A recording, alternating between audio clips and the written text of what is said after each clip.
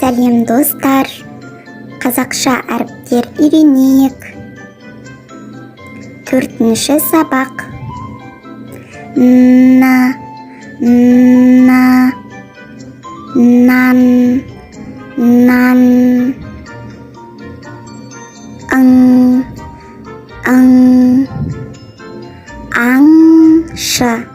аңшы,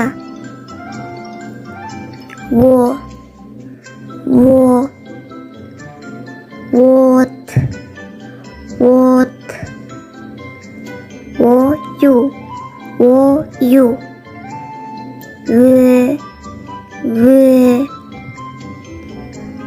өрік,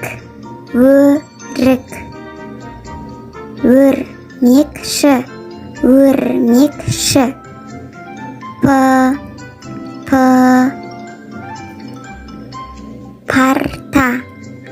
парта, піл,